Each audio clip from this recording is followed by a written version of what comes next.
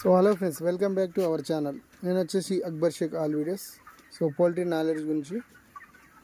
So మన birds ఈ రోజుకి వచ్చేసి 30 డేస్ అవుతున్నాయి. సో 30 డేస్లో మనము ఆల్మోస్ట్ అన్ని మెడిసిన్ అయితే యూజ్ చేసాము.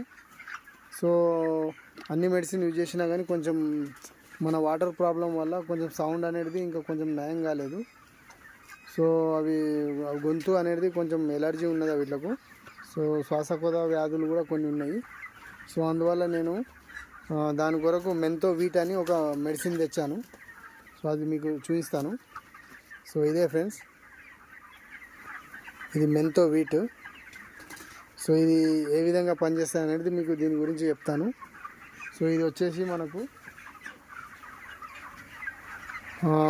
50 ml వస్తుంది, 500 ml వస్తుంది. సో 500 ml అంటే మనము డోస్ ఎట్లా అంటే ఒక స్ప్రే చేసుకోవాలి ఫస్ట్ ఆఫ్ ఆల్.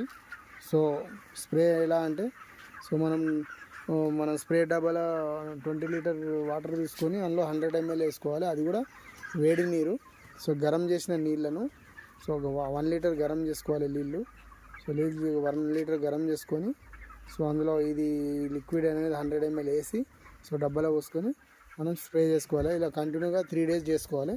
సో చేసుకున్నట్టయితే సో బర్డ్స్లో ఏదైనా శ్వాస అది ఆడని కొన్ని బర్డ్స్ ఉంటాయి కదా, సో అది అనేది క్లియర్ అవుతుంది. సో ఆ విధంగా క్లియర్ అయినప్పుడు దాన్ని ఉన్న కొంచెం శ్వాస అనేది ఆడుతుంది. సో అందువల్ల మనం మోర్టాలిటీ కాకుండా ఉంటాయి. సో చాలా ఉన్నట్టయితే డింకర్ డోస్ కూడా వేయాలి. సో అది చాలా మనకి లేదు కాబట్టి మనం డింకర్ డోస్ వేస్తలేము. సో మరీ ఓవర్గా ఉన్నప్పుడు మాత్రం డింకర్ డోస్ కంపల్సరీ వేసుకోవాలి. సో ఇది డింకర్ డోస్ వేసుకున్నా కానీ సో కొంచెం బర్డ్స్ అనేది కొంచెం లూజ్ అవుతాయి, కొంచెం వీక్ అయ్యే ఛాన్సులు కూడా ఉంటాయి. కాబట్టి మనం డింకర్ డోస్ కంటే మనం స్ప్రే చేసుకుందే నయం. సో నేనైతే స్ప్రే చేస్తా. సో ఇది కంటిన్యూగా 3 days స్ప్రే చేసినట్టయితే మీకు దీని గురించి అనేది తెలిసే అవకాశం ఉంటుంది. ఓకేనా ఫ్రెండ్స్? ఓకే ఫ్రెండ్స్, ఈ వీడియో కనుక నచ్చినట్టయితే లైక్ చేయండి, షేర్ చేయండి.